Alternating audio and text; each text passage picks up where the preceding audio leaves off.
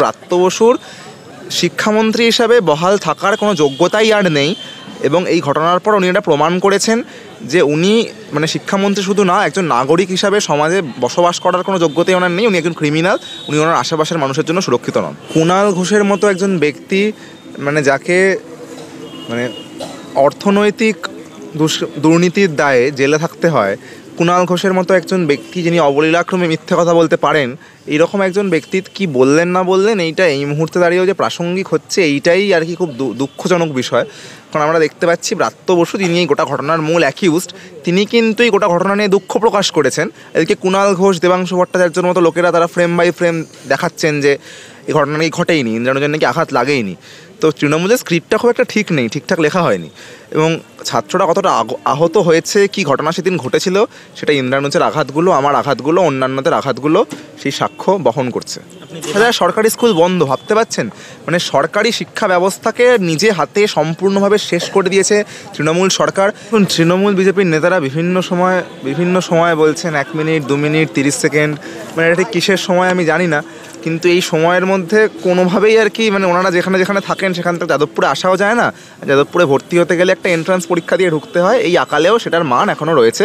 তৃণমূলের কর্মীরা, সমর্থকরা যদি চান সেই পরীক্ষাটা দিয়ে যাদবপুরে ভর্তি হতে চান, গণতান্ত্রিক উপায়ে ভর্তি হতে চান, তাহলে কোনো সমস্যাই নেই, ভর্তি হন, সবাই ভর্তি হতে পারে। এটা একটা শিক্ষা প্রতিষ্ঠান, এটাকে দখল করব এই মানসিকতাই খুব অবাক করে। কারণ দখল করা বলতে ঠিক কী বোঝায়? মানে দখল করবেন মানে কি উনি অরবিন্দ ভবনটা দখল করবেন, মাঠটা দখল করবেন, কী দখল করবেন, এই প্রশ্নটা রইল। মোটামুটি আন্দোলনে থাকার জন্য যতটা সুস্থতা প্রয়োজন সেটা আছে, বাকিটা আশা করি ঠিক হয়ে যাবে। পায়ের এরকম অবস্থা, তারপরে উপাচার্যের সঙ্গে দেখা করতে গিয়েছিল। বিশ্ববিদ্যালয়ের উপাচার্য জানিয়েছিলেন যে উনি অসুস্থ। সেই জায়গা থেকে ওনার সাথে মানবিকতার ক্ষেত্রেই মানে দেখা করতে যাওয়াটা ছাত্রদের মানে দায়িত্বের মধ্যেই পড়ে। যদিও ছাত্ররা আক্রান্ত হওয়ার পর উনি সেই অবকাশটা পাননি যেখানে উনি এসে দেখা করতে পারবেন আর কি। তারপরও আমরা ওনার সাথে দেখা করতে গিয়েছিলাম, উনি কতটা সুস্থ আছে দেখার জন্য, এবং উনি যাতে খুব দ্রুত সুস্থ হয়ে ওঠেন সেই আশা নিয়েই। এবং আশা করছি উনি দ্রুত সুস্থ হয়ে উঠবেন এবং খুব তাড়াতাড়ি ফিরতে পারবেন। কারণ এই সময়ে দাঁড়িয়ে যাদবপুর বিশ্ববিদ্যালয়ে অস্থায়ী হলেও একজন উপাচার্যের প্রয়োজন। কারণ গোটা ঘটনা তো ওনার উপস্থিতিতে হয়েছিল, সেখান থেকে কোনো একটা অ্যাকাউন্টেবিলিটি আছে। কিন্তু এরপরও আমরা আশা রাখছি যে যতক্ষণ না উনি সুস্থ হয়ে উঠছেন ততক্ষণ রেজিস্ট্রার বা প্রভিসি যারা অন্যান্য অথরিটির অংশরা আছেন তারা এসে ছাত্রদের সঙ্গে একটা ডায়ালগে এঙ্গেজ করবেন। এবং সোমবার দুপুর 1টা অবধি আমরা সময় দিয়েছি, তার মধ্যে যদি অথরিটির কেউ এসে, মূলত রেজিস্ট্রার বা প্রভিসি, ছাত্রদের সাথে কোনো ডায়ালগে এঙ্গেজ না করেন, সেক্ষেত্রে আমরা অ্যাডমিন ব্লক শাটডাউন করতে বাধ্য হব। মানে অসুস্থ হয়েও অসুস্থ উপাচার্যের সঙ্গে দেখা করতে যাওয়া, মানে কে বেশি অসুস্থ? দেখুন, এই প্রশ্নগুলোর তো কোনো সঠিক উত্তর হয় না। এক্ষেত্রে দাঁড়িয়ে মানে আমরা যারা ছাত্ররা আহত হয়েছি, নিগৃহীত হয়েছি, সেই জায়গা থেকে আমরা আন্দোলনে আছি। এবং ইউনিয়ন ইলেকশনের ডিমান্ড, বিশ্ববিদ্যালয়ের ফান্ড কাট ইত্যাদি হচ্ছে, রাজ্য জুড়ে 8,000 স্কুল বন্ধ, বিশ্ববিদ্যালয়ে মানে ইনফ্রাস্ট্রাকচার ভেঙে পড়ছে, রাজ্য থেকে যে ফান্ড আসার কথা সে ফান্ড দেওয়া হচ্ছে না, এবং সেন্ট্রালি বিশ্ববিদ্যালয়ে এমিনেন্স স্ট্যাটাস পেলেও রাজনৈতিক বিষয়কে মাথায় রেখে তাকে এমিনেন্স স্ট্যাটাস দেওয়া হচ্ছে না। এরপরও বিশ্ববিদ্যালয়ে ফাংশন করছে, খুব মুশকিল হয়ে করছে। সেই নিয়ে আমাদের আন্দোলন ছিল, এখনও আছে, এবং যতক্ষণ না পর্যন্ত এই সুরাহা হয় আমরা রাস্তায় থাকবো।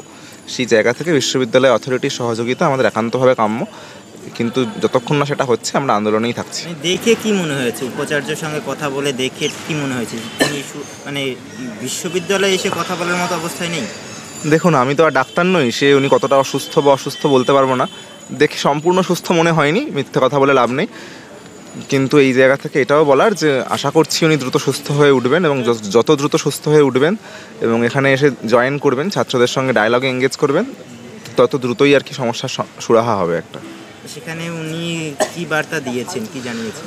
উনি জানিয়েছেন যে ছাত্রছাত্রীদের ওপর যে মামলা ইত্যাদি হচ্ছে, ছাত্রছাত্রীরা ভয় পেয়ে আছে, সেই গোটাটাকে উনি মানে ধিক্কারি জানাচ্ছেন, এবং ছাত্রদের ভবিষ্যৎ যাতে অনিশ্চয়তার দিকে না এগোয় সেই বিষয়ে ওনার মতে এখন প্রায়োরিটি হওয়া উচিত। আগামী দিনে উনি কোনো সিদ্ধান্তের কথা জানিয়েছেন যে উনি পদে থাকবেন কি থাকবেন না? দেখুন, সেইটা তো এখনও মানে এত স্পেসিফিকভাবে ওনার সাথে আলোচনা হয়নি, কিন্তু উনি আশঙ্কার কথা জানিয়েছেন যে 31 তারিখ এই মাসের, মার্চ মাসের ওনার রিটায়ারমেন্ট হচ্ছে।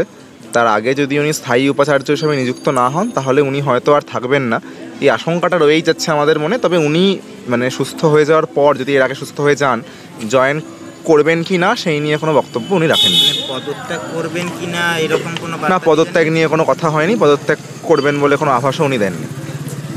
31 তারিখের আগে না, এমন কোনো আভাস উনি দেননি যে উনি মানে নিজে থেকেই পদত্যাগ করবেন আর কি। আপনারা কি দাবি জানিয়েছেন পদত্যাগ করার? না, একেবারেই না। আমরা বলেছি বারংবার করে বিশ্ববিদ্যালয়ে অস্থায়ী উপাচার্য হিসাবে ওনার অ্যাকাউন্টেবিলিটি আছে 1 তারিখের ঘটনার, এবং যতক্ষণ না পর্যন্ত সুরাহা হচ্ছে ওনাকে অ্যাকাউন্টেবল থাকতে হবে, এবং এই গোটা বিষয়টার অংশ হয়ে ছাত্রছাত্রীদের আন্দোলনের অংশীদার হয়ে যে নৃশংস ঘটনা স্টুডেন্টদের ওপর ঘটেছে, ব্রাত্য বসুর গাড়িতে রান ওভার হয়েছে একজন প্রথম বর্ষের ছাত্র, এই গোটা ঘটনার বিরুদ্ধে ওনাকে বিশ্ববিদ্যালয়কে ছাত্রদের হয়ে মামলা করতে হবে, আইনি ব্যবস্থা নিতে হবে।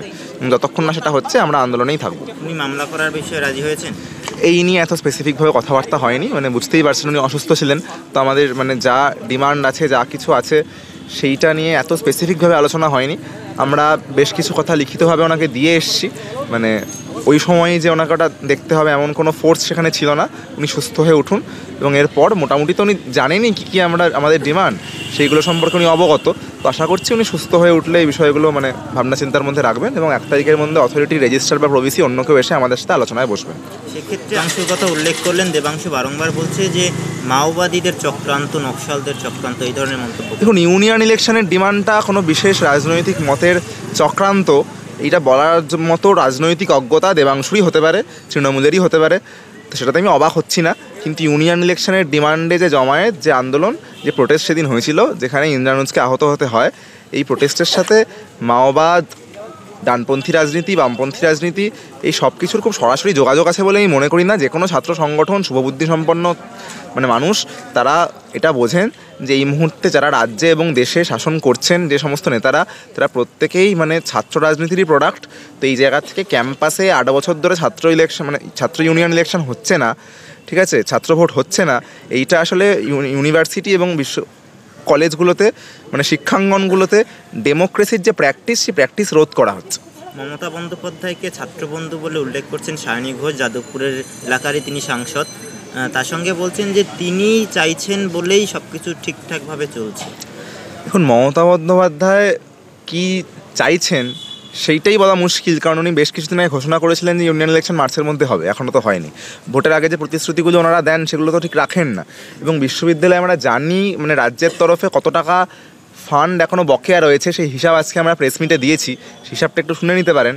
এবং সেই হিসাব অনুযায়ী বিশ্ববিদ্যালয়ে স্টেটের পক্ষ থেকে প্রায় বেশিরভাগ টাকাই এখনও অবধি বকেয়া, এবং ধারে বিশ্ববিদ্যালয় ফাংশন করছে। বিশ্ববিদ্যালয়ে স্টাফ নেই, অধ্যাপক নেই, ইউনিয়ন ইলেকশন হচ্ছে না, রাজ্য জুড়ে 8000 স্কুল বন্ধ হয়ে যাচ্ছে, মিড ডে মিলের যে টাকা পয়সা দুর্নীতি হয়ে যাচ্ছে, এবং মিড ডে মিলের ভাত, ডিম সব কিছু দুর্নীতি হচ্ছে, ছাত্রছাত্রীদের জন্য ট্যাব স্টেটের পক্ষ থেকে দেওয়া হয়, সেখানে দুর্নীতি হচ্ছে, এবং গোটা শিক্ষা ব্যবস্থাটা একটা দুর্নীতির হাতে পড়ে গেছে। এবং শিক্ষার যে বেহাল দশা, এখান থেকে এসএফআই বহুদিন আগে থেকেই এই সিদ্ধান্তে এসেছিল যে ব্রাত্য বসুর শিক্ষামন্ত্রী হিসাবে বহাল থাকার কোনো যোগ্যতাই আর নেই, এবং এই ঘটনার পর উনি এটা প্রমাণ করেছেন যে উনি শিক্ষামন্ত্রী শুধু না, একজন নাগরিক হিসাবে সমাজে বসবাস করার কোনো যোগ্যতাই ওনার নেই, উনি একজন ক্রিমিনাল, উনি ওনার আশেপাশের মানুষের জন্য সুরক্ষিত নন। এই যে আপনি বলছেন যে মমতা বন্দ্যোপাধ্যায়ের বিভিন্ন বিষয়ে বললেন, তাহলে উনি ছাত্রবন্ধু নন বলছেন? না, একেবারেই নয়। যদি উনি ছাত্রবন্ধু হতেন, এখনও ছাত্ররা লেখাপড়া শেষ করে টেট এসএসসি পরীক্ষা দিতে পারতো, বিশ্ববিদ্যালয় কলেজগুলোতে সঠিক ফান্ডিং আসতো, ইউনিয়ন ইলেকশন সময় হতো, এবং যাবতীয় শিক্ষার যা হাল পশ্চিমবঙ্গে হয়েছে সেই হালটা অন্তত হতো না। স্কুল শিক্ষা 8000 সরকারি স্কুল বন্ধ, ভাবতে পারছেন?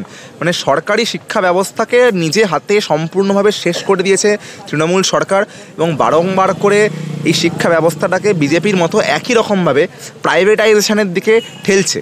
এবং এই গোটা বিষয়টাতে রাজ্যের যারা অর্থনৈতিকভাবে পিছিয়ে পড়া স্টুডেন্টস, তারা উচ্চশিক্ষায় আসতে পারছে না। এনইপি তার প্রকৃষ্ট উদাহরণ। এনইপির মধ্যে দিয়ে যে মাল্টিপল এন্ট্রি এক্সিট পয়েন্ট রয়েছে, যেটা বিজেপি ইমপ্লিমেন্ট করেছে, যেটা তৃণমূল মেনে নিয়েছে, সেই এনইপির মধ্যে দিয়ে কিন্তু আনস্কিল লেবার প্রোডাকশনের বিষয় এসে যায়। এবং এর মধ্যে দিয়ে আমরা দেখতে পাচ্ছি যে এই তৃণমূল সরকার, বিজেপি সরকার একসাথে ওটা শিক্ষা ব্যবস্থাটা শেষ করে দিচ্ছে। তার কারণ শিক্ষাঙ্গনে রাজনীতি না থাকলে, ছাত্র ভোট না হলে, আমরা জানি যে ঠিকমতো করে নাগরিক নির্মাণ হবে না, রাজনীতি সচেতন নাগরিক নির্মাণ হবে না, এবং সেটা হলে এদেরকে ভবিষ্যতে নিয়ন্ত্রণ করা অনেক বেশি সুবিধা হবে। পরীক্ষা দিয়ে তারপরে যাদবপুরে আসার আমন্ত্রণ রইল? অবশ্যই পরীক্ষা দিয়ে উনি যাদবপুর বিশ্ববিদ্যালয়ে ভর্তি হন। তৃণমূল, এবিভিপি প্রত্যেকেই যাদবপুরেতে ইউনিয়ন ইলেকশন হয় 2020-তে শেষ হয়েছে, সেখানে অংশগ্রহণ করেছে এবং ভোট পেয়েছে। তবে ছাত্রছাত্রীরা সামগ্রিকভাবে তাদেরকে রিজেক্ট করে দিয়েছে, এটা আমরা দেখতে পেয়েছি। তো গণতান্ত্রিক উপায়ে ওরা অংশগ্রহণ করুন না, কোনো তো আপত্তি করছে না কেউ। কিন্তু ছাত্রছাত্রীরা কেন তাদেরকে বারংবার করে রিজেক্ট করে দিচ্ছে, ফিরিয়ে দিচ্ছে, সেখান থেকে তাদের নিজেদেরকে প্রশ্ন করা উচিত যে রাজনীতি ওনারা করছেন, দেশকে বিক্রি করে দিচ্ছেন, সেই রাজনীতি আদৌ ঠিক কিনা। তৃণমূলের ওয়েব কুপার থেকে দাবি করা হচ্ছে, অধ্যাপকরা বলছেন যে গণতান্ত্রিক দাবি নিয়ে ছাত্ররা আন্দোলন করেছে, কিন্তু সেই আন্দোলন ছিল অগণতান্ত্রিক পদ্ধতিতে এবং হিংসাত্মক। দেখুন, এসএফআই থেকে আমরা প্রেস বিবৃতি দিয়ে ঘোষণা করেছিলাম যে ওয়েব কুপার মতো একটা সংগঠন যাদবপুরে সভা করবে, তার গণতান্ত্রিক অধিকার তার আছে, এবং এই গণতান্ত্রিক অধিকার কোনোভাবে নষ্ট হোক এমনটা ইচ্ছা আমাদের ছিল না, এবং আমরা কোনো বিশৃঙ্খলা সৃষ্টিও করিনি। সেই জায়গা থেকে আমরা বলতে পারি শান্তিপূর্ণভাবে আমরা ডেপুটেশন দিই। যাদবপুরে আরও অনেক স্টুডেন্টরা ছিল যারা চেয়েছিল ব্রাত্য বসুর সাথে আলাপচারিতায় এঙ্গেজ করতে, ডায়ালগে যেতে, কিন্তু ব্রাত্য বসু কোনো ডায়ালগে না গিয়ে একজন প্রথম বর্ষের স্টুডেন্টকে রান ওভার করেন। এই ঘটনা পশ্চিমবঙ্গের ইতিহাসে, ছাত্র রাজনীতির ইতিহাসে প্রথম নজিরবিহীন ঘটনা, এবং এই ঘটনা ঘটার মধ্যে দিয়ে আমরা বুঝতে পারছি যে এই তৃণমূল সরকারের শিক্ষা ব্যবস্থার প্রতি অ্যাপ্রোচটা ঠিক কী, অ্যাটিটিউডটা ঠিক কী, এবং ছাত্রদের প্রতি তারা কতটা হস্টাইল, এবং ছাত্ররা যে এই সরকারের আমলে একেবারেই সুরক্ষিত নয়। যাদবপুর প্রেসিডেন্সির মতো যে মুক্তচিন্তার অবকাশের জায়গাগুলো রয়েছে এখনও, সেগুলো যে সুরক্ষিত নয়, ঠিক যেরকম বিজেপির হাতে জামিয়া, জেএনইউর মতো শিক্ষা প্রতিষ্ঠানগুলো সুরক্ষিত নয়, সেটা আবার স্পষ্ট হয়ে উঠছে। সেখানে দাঁড়িয়েই শেষ প্রশ্ন থাকবে যে আপনার বাবার পরিচয় নিয়ে, তার রাজনৈতিক পরিচয় নিয়ে একটা প্রশ্ন বা একটা জলঘোলা চলছে। এখন আপনি কোথায় থাকেন? বাড়িতে কি যোগাযোগ আছে? বাড়িতে যাওয়া হয়? দেখুন, বাবাই জানিয়েছিল যে বাড়িতে আমি বহুদিন ধরে থাকি না, কথা সত্যি। যাদবপুর বিশ্ববিদ্যালয় সংলগ্ন একটি মেসেই আমি থাকি, এবং বহুদিন ধরেই বাবার সাথে যোগাযোগ নেই। তবে এই প্রশ্নগুলো এই সময় দাঁড়িয়ে একেবারেই প্রাসঙ্গিক নয়। এগুলো কী জন্য উঠছে আমি বুঝতে পারছি না। আমার খানিক মনে হচ্ছে যে এই প্রশ্নগুলো এবং ব্যক্তিগত, মানে আমার ফ্যামিলি লাইফে কী হয়, সেই আলোচনাগুলোর মধ্যে দিয়ে আমরা যেগুলো আসল ইস্যু, শিক্ষাখাতে দুর্নীতি, ইউনিয়ন ইলেকশন, এগুলো থেকে ডাইভার্ট হচ্ছি। ডিভার্সনের এই মুহূর্তে কোনো প্রয়োজন নেই। এই ইস্যুগুলো নিয়ে আমাদের বারংবার করে আলোচনা করতে হবে, কথা বলতে হবে, এবং যতক্ষণ না সেই ডিমান্ডগুলো আমাদের ফুলফিল হচ্ছে, আমরা রাস্তায় আছি, অরবিন্দ ভবনে আছি, আন্দোলনে আছি। বিজেপির তরফ থেকে এই প্রশ্নটা বারংবার তোলা হচ্ছে যে ছেলে এসএফআই করে, বাবা তৃণমূল করে, তাহলে তো বোঝাই যাচ্ছে আসল বিষয়টা। দেখুন, এই মানে অবান্তর কথার উত্তর দেওয়ার কোনো প্রাসঙ্গিকতা আমি বোধ করছি না। আবারও বললাম যে যেগুলো এই মুহূর্তে দাঁড়িয়ে রাজনৈতিক সমস্যা, সেই সমস্যাগুলো নিয়ে কথা বলতে হবে। যারা ভারতবর্ষে বামপন্থী রাজনীতি করেছে, তাদের বহু সংখ্যক মানুষ একটা সময় অন্য রাজনীতির ব্যাকগ্রাউন্ড থেকে এসছে, ঠিক আছে, তাদের ফ্যামিলি ব্যাকগ্রাউন্ড অন্য ছিল, না হলে মানে বামপন্থী রাজনীতি যাদবপুরে থাকতো না, যাদবপুরে কেন সারা ভারতবর্ষে থাকতো না আর কি। তো এটা কোনো মানে প্রথম ঘটনা নয়, নজিরবিহীন ঘটনা নয়। এর নজির মানে ভারতবর্ষের ইতিহাসে, রাজনীতির ইতিহাসে প্রচুর রয়েছে।